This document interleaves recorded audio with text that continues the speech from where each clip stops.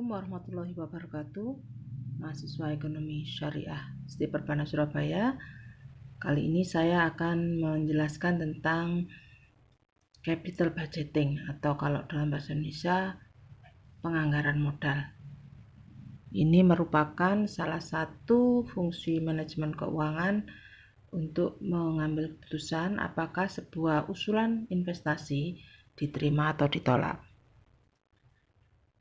Teknik ini juga bisa dimanfaatkan bagi muslim yang ingin berinvestasi atau membuka usaha untuk menilai apakah usulannya ini cukup visible atau tidak. Pada kali ini saya akan langsung membahas tentang teknik-teknik yang dibutuhkan untuk menilai. Jadi Anda silakan membaca sendiri teorinya, ya. Jadi di sini di PowerPoint yang sudah tersedia itu ada beberapa teknik yang bisa kita pakai, yaitu payback period, discounted payback, profitability index, NPV dan IRR. Payback period teknik ini sudah saya berikan videonya, linknya silakan dipelajari. Pada kali ini saya akan menerangkan tentang NPV dan IRR. Ini adalah teknik yang cukup rumit. Mudah-mudahan dengan video ini bisa membantu Anda untuk belajar lebih jelas. Ya. Nah, contoh kasus misalkan seperti ini. Ada dua proyek, usulan proyek ya ini dengan biaya 100 juta misalkan, masing-masing sama, tapi dengan berbagai cash flow ya, berbagai cash flow. Jadi untuk proyek A cash flow-nya yang 100 juta ini dianggap sebagai cash outflow atau investasi awal ya. Proyek B juga sama, tapi harapan terhadap cash flow yang masuk nanti itu berbeda. Proyek A seperti ini 50 juta tiap tahun sama, dan proyek B ada 60 juta, 50 juta dan 40 juta. Untuk lebih jelasnya saya mencoba untuk menggunakannya atau memindahkan ini ke Excel.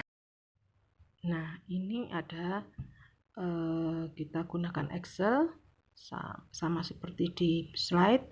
Ada dua usulan proyek dengan investasi awal 100 juta dan diharapkan selama 3 tahun ke depan mempunyai pendapatan masing-masing, yaitu proyek A seperti ini dan proyek B seperti ini ya.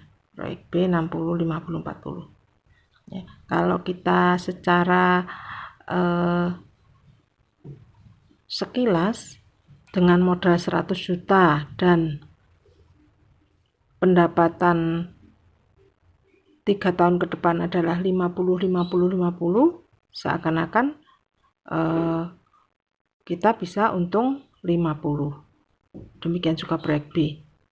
Tapi ini belum memperhatikan nilai ekonomis waktu. Oleh karena itu kita menggunakan metode NPV ya, yang memperhatikan nilai ekonomis waktu. Artinya waktu itu membuat nilai itu berbeda ya. Nah, ada satu informasi tambahan maaf, yaitu rate. Rate ini dianggap sebagai tingkat pendapatan diharapkan. Rate inilah nanti yang akan mendiskon nilai uang di tahun-tahun mendatang.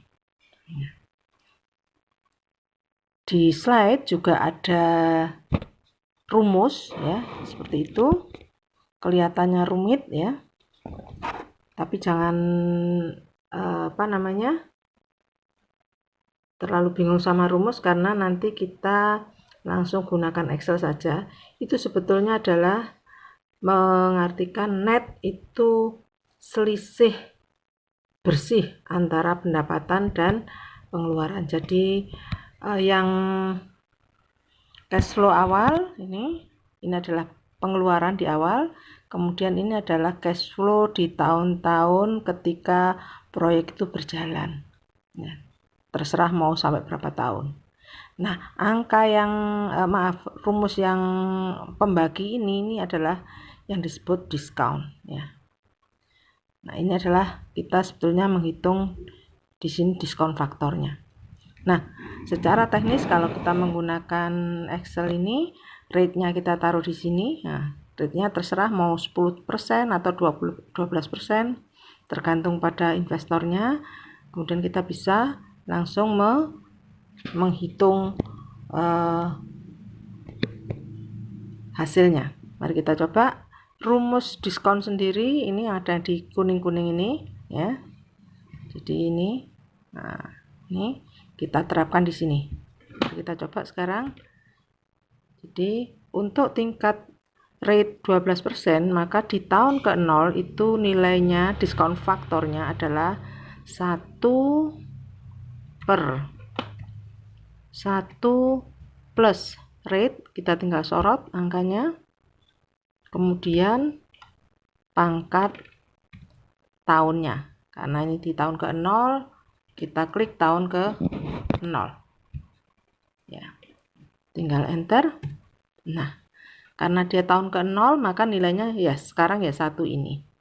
Tapi kalau kita untuk tahun berikutnya, kita bisa coba ini kita kunci dulu rumusnya ya, di yang di sini. Nah, ini kita kasih kunci sebentar. Nah, ini kita beri tanda dolar ya, nggak kelihatan. Gunakan F4.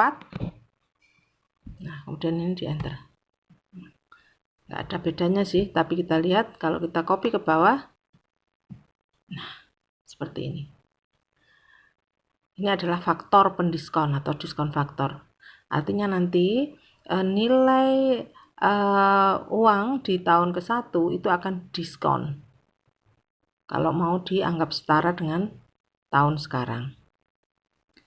Kita hitung langsung. Maka di tahun ke-0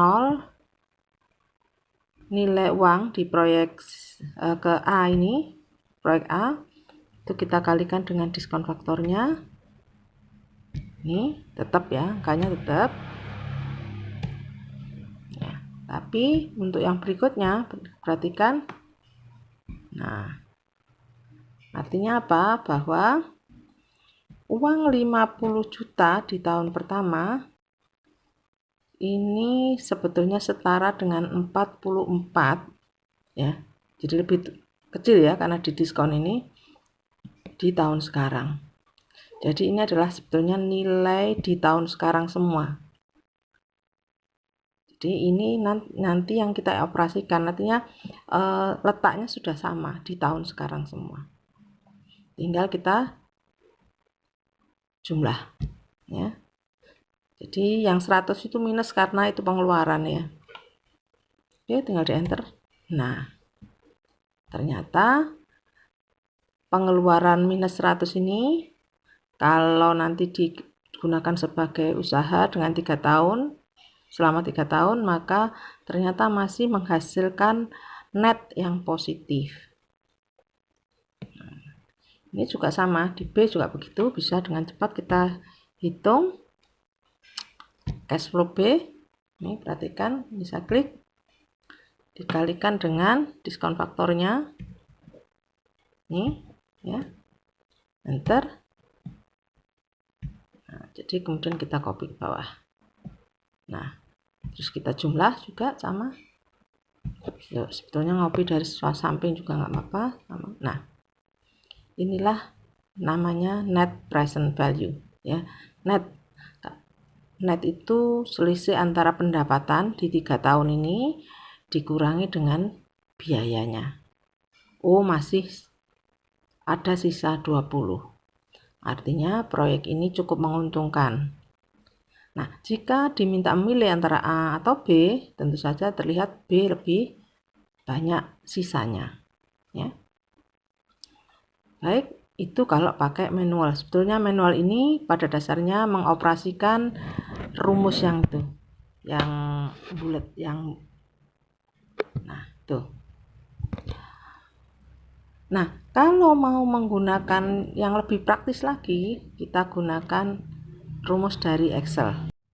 Untuk cara yang lebih mudah, kita gunakan rumus yang sudah disediakan oleh Excel. Ya. Caranya adalah, oke, kita letakkan dulu di mana nanti hasilnya ingin kita letakkan kursornya. Kemudian kita pilih rumus yang di sini. Nah, ini. Nah, ya.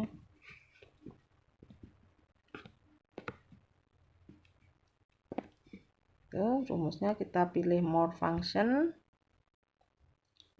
pilih finansial, kemudian di OK. Kita cari yang NPV-nya. Nah, di sini, kemudian kita pilih OK. Ada isian di sini. Nah, isian pertama adalah rate. Nah, masukkan aja rate-nya di sini. Klik. Ya. Dan value. Value itu angkanya, cash flow-nya, tapi cash flow mulai tahun pertama. Tahun pertama ya, bukan tahun ke-0. Tinggal kita range. Ya, kita blok tiga-tiganya. Bisa diperhatikan. Nah, kalau sudah oke. Nah, ketemu. Tapi ingat, ini belum dikurangi dengan cash flow tahun ke-0. Karena itu ini bisa kita edit rumusnya. Kita tambahkan dengan yang tahun ke-0 ini. Ditambah ini. Karena itu minus ya, jadi kita tambah. Ketemu. Sama ya. Sama persis, ini hanya 0 angka di belakang komanya aja yang berbeda. Nah, ini bisa kita lakukan sama seperti untuk di proyek B. Ya. Jadi dengan mudah coba bisa kita. Enggak mau karena angkanya beda. Baik, tidak apa-apa. Kalau mau bisa coba lagi nanti. Ya, jadi auto sum, kemudian more function, financial, kita pilih NPV. Ini NPV, kemudian OK, kemudian rate-nya kita klik. Ya, ini. Kemudian diklik value-nya yang ini. Ini. Ya, ini diblok. Kita OK. Oke atau enter. Kemudian seperti tadi kita edit rumusnya, kita tambah dengan cash flow awal. Nih. Enter. Sama, ya.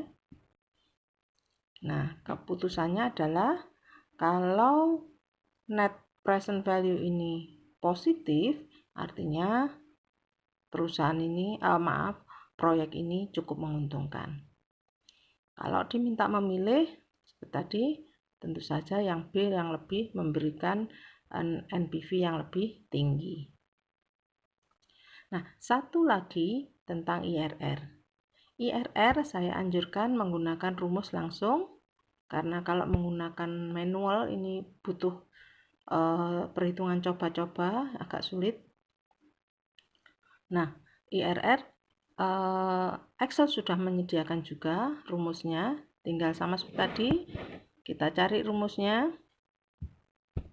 ya, kemudian more function, kita cari untuk yang IRR. Nah, ini, ya, di OK. Ini malah lebih mudah lagi ngisinya, hanya value-nya saja atau angkanya saja berapa, gitu ya.